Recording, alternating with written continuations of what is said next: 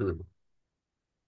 ॐ शुक्लाम्बरधरं विष्णुं शशिवर्णं चतुर्भुजं प्रसन्नवदनं ध्यायेत् सर्वविघ्नोपशान्तये अज्ञानतिमिरान्धस्य ज्ञानाञ्जलशलाकया चक्षुरुन्मीलितं येन तस्मै श्रीगुरवे नमः। गुरुर्ब्रह्मा गुरुर्विष्णुः गुरुर्देवो महेश्वरः गुरुः साक्षात् परब्रह्म तस्मै श्रीगुरवे नमः। यदस्य यात्रासु बलोद्धतं रजः यदस्य यात्रासु बलोद्धतं रजः यदस्य यात्रासु बलोद्धतं रजः स्फुरत्प्रतापानलधूममञ्जिम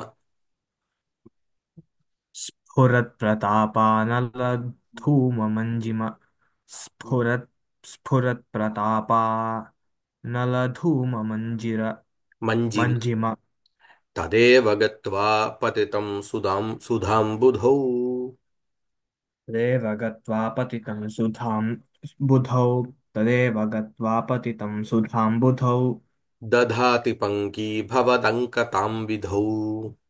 दधाति पङ्की भवदङ्कतां विधौ दधाति पङ्की भवदङ्कतां विधौ हम्म। अ, यत् अस्य अ, यत् यत्र असु यात्रासु यात्रासु हम्म, तत्र बलोद्धतं रजः पुरत्प्रतापनलधूममञ्जिमा सर्वमेकं पदमेव हम्म, वा? आ, स्फुरत्प्रतापानलधूममञ्जिमा हम्म, तदेव तत् एव हम्म, तदेव गत्वा पतितं आ, सु, सुधाम्बुधौ हम्म, आ, दधाति हम्म, आ, पङ्कीभवत् पङ्कतां विधौ। हम्म, हम्म, अत्र क्रियापदं दधाति इति हम्म। अस्ति। किं आ, आं दधाति। कां ददाति आ, आ,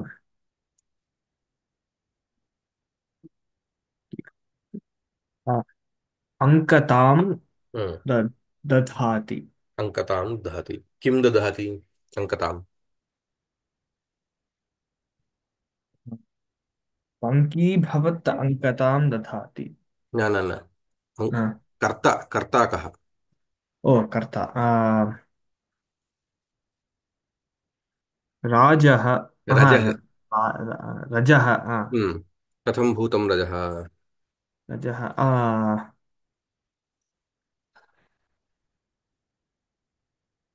अ, एतत् स्फुरत् प्रतापानलधूममञ्जिम रजः तोपि आ, अङ्कतां दधाति तदनन्तरं बल्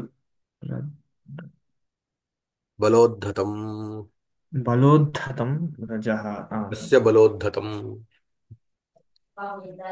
अस्य कासु अस्य इत्युक्ते अस्य नलः नरस्य आ, तासु यात्रासु तासु यात्रासु यात्रासु बलोद्धतं स्फुरत्प्रतापानलधूममञ्जिम यद्रजः हम्म यद्रजः अङ्कतान् दधाति। कथं भूतं सत् अङ्कतां दधाति। आ, प- पतितम् अङ्कताम् पङ्कीभवत् सत्। पङ्कीभवत् सत् वा हम्म।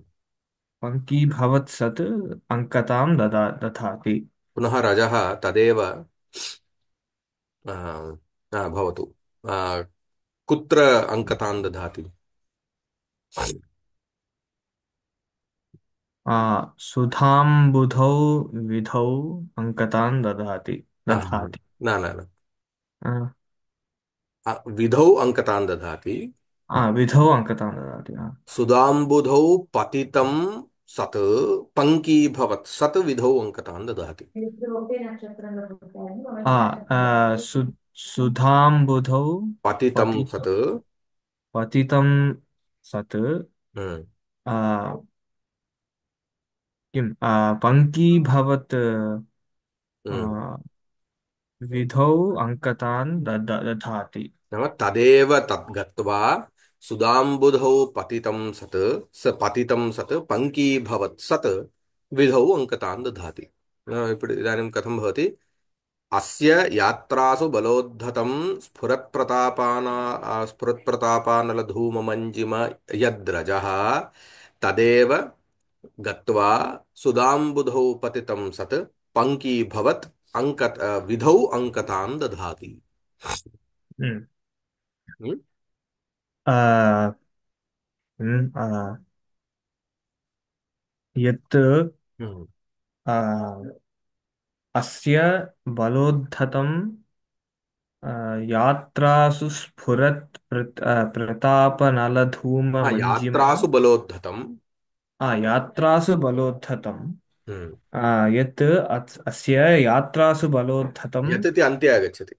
ओ अस्य यात्रासु बलोद्धतं अस्य यद्रजः यात्रासु बलोद्धतं स्फुरत् स्फुरत् प्रतापानलधूममञ्जिमरजः यद्रजः। यत् हम्म। यद्रजः हम्म। तदेव गत्वा हम्म। अत्र एव इति न आगच्छति वा नो चेत् चिन्ता नास्ति वा तदेव इति आगच्छति। तदेव आ, गत्वा। तदेव गत्वा आ, हम्म। सुधाम्बुधौ पतितं सत् हम्म। अङ्कीभवत् विधौ अङ्कतां दधाति। हम्म। हम्म। हम्म। इदानीं किमुच्यते? आ, अस्य बलं यदस्ति। नाम बलं नाम किं? नाम बलं नाम अस्य सैन्यं हम्म प्रायः। यात्रासु नाम किं? दिग्विजययात्रासु नाम हम्म युद्धाय या यात्रा भवति सा। हम्म? तीर्थयात्रा नास्ति अत्र। हा? तर्हि युद्धाय या यात्रा भवति याः तासु यात्रासु अस्य सैन्येन यत् उद्धृतं नाम सैन्यं यदा गच्छति तदा धूलिः आगच्छति खलु। आम् तदुच्यते बलोद्धतम्। अस्य बलेन नाम सैन्येन उद्धतं नाम उत्क्षिप्तं यत् रजः अस्ति तदपि कथमस्ति इत्युक्तौ यथा ज्वलतः अग्नेः धूमः आगच्छति हम्म तद्वत् प्रकृते सैन्यमेव अग्निसदृश नाम प्रतापस्य नाम चिह्नं। हम्म? ज्वलत् प्रताप अनलं। प्रतापः एव अनलः नाम अग्निः। हम्म हम्म? नाम सैन्यरूपम् इत्यभिप्रायः। सैन्यमेव सैन्यं कथमस्ति इत्युक्तौ ज्वलत् प्रतापवदस्ति ज्वलत् प्रतापाग्निरिव अस्ति। नाम यतः प्रतापः इति तेषां भवति सैन्ये प्रतापः भवत्येव। तर्हि स्फुरत् प्रताप अनल धूम मञ्जिम नाम यदा तत् धूलिः कथमस्ति इत्युक्तौ यथा वा ज्वलतः अग्नेः धूमः यदागच्छति तदत्यन्तं मनोहारी यथा भवति। मञ्जिम इति शब्दः मञ्जुशब्दात् उत्पन्नः। मञ्जुः। मञ्जुः नाम किं? सुन्दरं मनोहरम् इत्यभिप्रायः। मञ्जिम इत्यपि अ, तस्मिन्नेव अर्थे नाम मनोहारितया यदस्ति निरद्रजः। हम्म? ज्वलदग्नेः यथा वा धूमः मनोहारितया भवति तद्वद् मनोहारितया यदस्ति तद्रजः। नाम इदानीं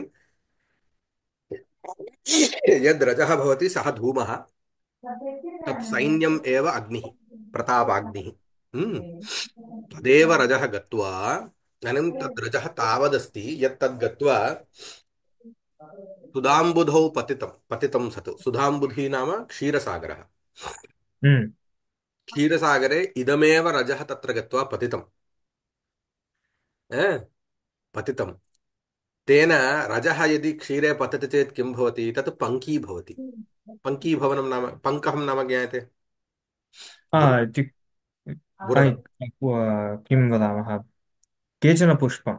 न न न न न न हम्म, न न पङ्कं पङ्कज नास्ति। पङ्कजश्चेत् तत् भवति पद्मं। పద్మం బురద పంకం అంటే ఆహా, అంటే బురద నుంచి పుట్టేది పంకజం. ఆ ఉమ్, पङ्कात् जायते इति तत् पुष्पस्य नाम भवति पङ्कजम्। इदानीं पङ्कं नाम किं? तस्य आधारभूतं। ఉమ్.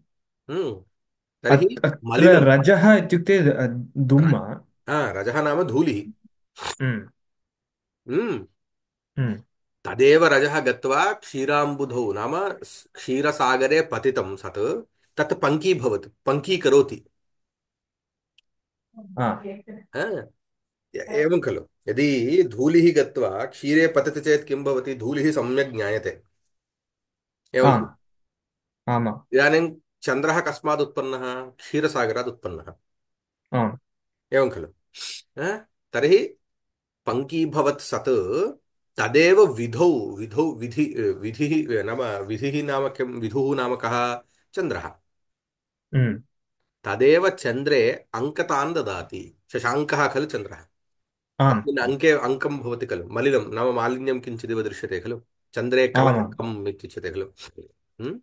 तर्हि उम्, तत् चन्द्रस्य कलङ्कं कस्मात् उत्पन्नम् इति चेत् अस्य सैन्यस्य यद् रजः अस्ति तद् गत्वा तत्र पतितं भवति। तस्मादुत्पन्नत्वात् चन्द्रेव तत् मालिन्यं दृश्यते। नाम अस्य सैन्यम यदि धूलिः गत्वा तत्र नाम पतति इत्युक्तौ कियत् धूलिः स्यात्? उम्, नाम क्षीरसागरपर्यन्तं गत्वा यदि पततव्यं तर्हि कियत् धूलिः स्यात्? तर्हि तावद्धूलिः उत्पन्नं चेत् सैन्यं कियत् स्यात् तस्य? उम्, अवगतं? तर्हि अवगतम्, तादृशं तस्य अवगतम्। बलं, तस्य सैन्यं उम्, तादृशमस्ति इति अत्र उच्यते। सम्यक्। हम्म, आम्, बुधौ, बुधौ। हम्म। अत्र उद्धतं बलोद्धतम् इत्युक्ते बलेन बलः उद्धतं इत्युक्ते बलं, सैन्यम् इत्यस्मिन् बलं नाम अर्थे। सैन्यम्। इदानीं बलं। सप्ताङ्गानि उक्तानि खलु प्राक्, प्राक् श्लोके सप्ताङ्गम्। आमामाम्। तत्र सप्ताङ्गेषु बलमप्येकम्। उम्, बलात् बलेन उद् बलेन उद्धतं उद्धतं, बलोद्धतम्। एतत् रजस्य किं रजसः। वदामः? आ, रजसः, नपुंसकलिङ्गं खलु? एवं। आम्, अस्तु। तदनन्तरं स्फुरत् प्रतापानलधूममञ्जिम। हम्म, आम्, नलः, अनलः, प्रतापश्चासौ अहः अनलः। प्रतापः एव अनलः। प्रतापः एव अनलः। प्रतापानलः प्रतापानलः। स्फुरञ्चासौ प्रतापानलश्च स्फुरत्प्रतापानलः। स्फुरन् स्फुरन् चासौ प्रतापानलः। प्रतापानलः स्फुरत् प्रतापानलः।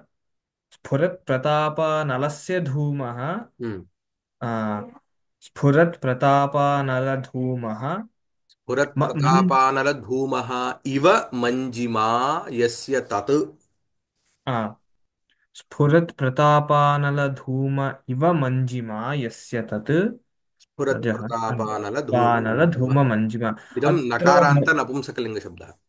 आम्, नकारान्तनपुंसकलिङ्गम्। हम्म, सुधाम्बुधौ अत्र मञ्जिमा इत्युक्ते किम्? उक्तं खलु अत्र नाम मनोहारि मनोहारि। मनोहारी इत्युक्ते అంటే मनोहारि नाम किं? मनिषिకి మ- మ- सुन्दरमस्ति ఆ, इत्यभिप्रायः। हम्म, तदेव वास्तवं हम्म, सुन्दरमस्ति। आम्, सुधाम्बुधौ हम्म, आ, सुधायाः अम्भः। न न प्रथमम् अम्बुधः इत्येव। सुधाय अम्बु अम्बु दधाति इति अम्बुधः। अम्बु दधाति। सुधायाः अम्बुधः, अम्बुधिः खलु। अम्बुधिः। हम्म, हम्म। आ, सुधायाः अम्बुधिः सुधाम्बुधिः। सुधायाः अम्बुधिः सुधाम्बुधिः। हम्म। अत्र दधाति इति अर्थः कः? दधाति नाम तदेव ఆరోపయతి, నామ हम्म ఉంచుతోంది అదే, ఆ మాలిన్యాన్ని అదే పుస్తకత్యా దధాతి నామ ధరతి ఇత్యర్థः।